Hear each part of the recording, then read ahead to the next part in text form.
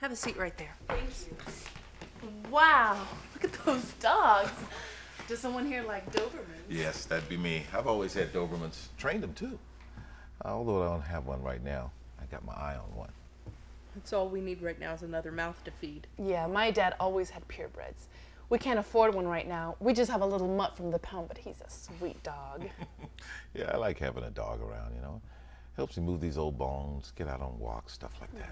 I'm all for that. You need to move more. Well, I want to thank you again for taking the time to sit with me. Ralph, I know you're going to be taking off for work soon, so I really appreciate it. Yeah, no problem. Yeah, that's fine. Well, as I mentioned earlier on the phone, I'm a wraparound facilitator from the Mental Health Center. I've been working there about 2 years now, and mainly I just help families figure out what they need to have a happier life. Grace called me and asked me to visit you and tell you a little bit more about the process and how I can help. Yeah, well, we would all be a lot happier if Grace would stop bossing me around and telling me what to do. I don't like her. She's on a power trip. She took Susanna from me, and Joaquin has been in detention for over a year now, and it's not helping. I wouldn't like being bossed around either. And you're right, Grace does have a lot of power, but I think she's trying to do what's right. She wants to see you succeed, and you need her support to get Susanna back. It's going to be important for us to work together with Grace to address her concerns and yours so that things get better. I think that's why she asked me to get involved. Yeah, well, good luck. You know, I have a little daughter, Kimmy. She's 6 years old. I don't know how I would cope if she were taken away from me. It must be so hard for you to have both of your children in care. I can't even imagine how hard it is. You know, it's really hard on Debbie and Susanna. You know, she's only 8. She's a little girl. And I imagine it's hard on Joaquin also, but he's older. But it's tearing him up. Let's back up just a step or two so I can tell you a little bit more about the wraparound process and my role as a facilitator, okay? Yeah, fine. Wraparound is being implemented across the country because sometimes families need more than just the typical professional services alone.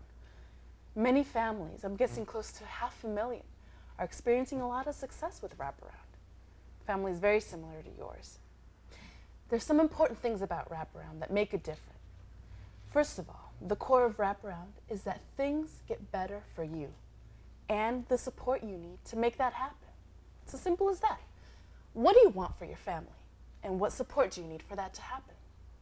I want a lot of things, but that doesn't mean Grace is going to let me have them. Well, you should be skeptical about this whole thing. That's healthy, actually. You know, there's a couple of things I'd like to share with you, Debbie, I think you need to know. In wraparound, we want to form a plan that meets your goals, but that's based on what you do right.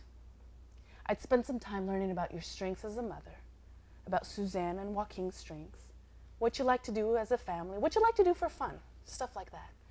But you control how much you tell me. You share what's comfortable. Grace doesn't think I do anything right. I don't know about that. Grace told me she thinks you can be a great mom. She just needs some help figuring out what you do right. But that's part of the wraparound process. And in addition to your strengths, I'm going to want to spend some time learning a little bit about your family culture. That's your unique likes and dislikes. You know, what makes your family tick, what makes your family different from others, and how all of you operate over time to keep life going and happy.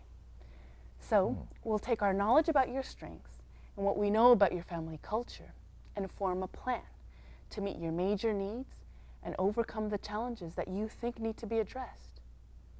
How does this sound so far? Does it make sense? Yeah, I guess. Okay.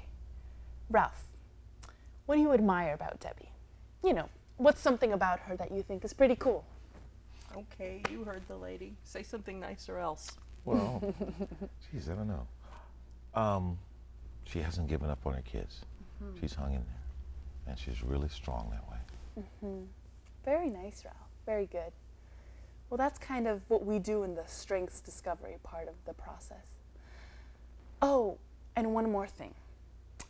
I'm going to want to spend some time learning about the people in your life who know you, who care.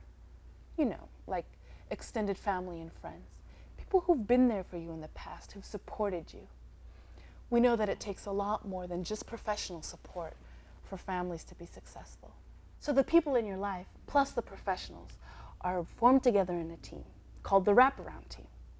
The most successful families in wraparound are those who have the professionals, the family, the kids, and non-professionals, like extended family and friends. You know, there's a family I'm working with where the mother has asked her mom to get involved, and another one where the parish priest is involved. I sure don't want a lot of people telling me what to do. Well, that brings up another good point, Debbie, actually. In wraparound, it's a value that the team really listens to you, that they understand what you think you need. We don't think it works if a family doesn't feel like they have a voice and a choice. That's a wraparound expression, and a very important one. The team could consist of the both of you, Susanna, Joaquin, the professionals already involved like Grace, Joaquin's probation officer, and maybe your therapists. The point is that all of the professionals are together on the team and working on the same page, pulling together in the same direction. Have you ever felt like the professionals are pulling you in different directions, like they're not really working together? That Yeah. they're not, Yeah. together on the same page? This gets me. Joaquin's probation officer will tell me not to get in his face when he's blowing it, to back off a little bit, that he's got lots of problems and I know he needs some discipline. And then Grace, on the other hand, tells me to make him stand up, to make him respect his mom. And I'm damned if I do, damned if I don't. No doubt, it screws with your head. Sometimes I have really let them have it. I've even told Grace what to do a couple of times. Yeah, I hear you. That's why we get the professionals all on the same team, all working together on the same page so that that doesn't happen. We also have some helpers on the wraparound team. We call them the family support partners.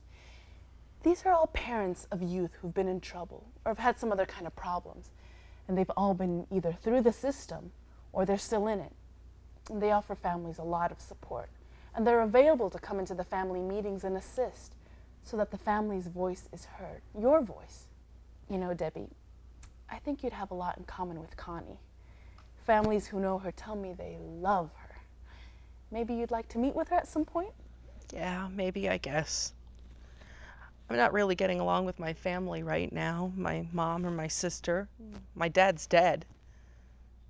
Besides, they don't need to know any more of my personal business. Okay. We don't share personal information in the meetings without the family, that's you, having agreed to it in advance. So that wouldn't happen. You don't have to worry about that. But I would like to learn a little bit more about when maybe things were a little bit better with your family, with your mom and your sister. It's just that families tell me that they really feel the support of family and friends when they're on the team because they know them and they're available for them in ways professionals often aren't. But we don't have to decide anything right now.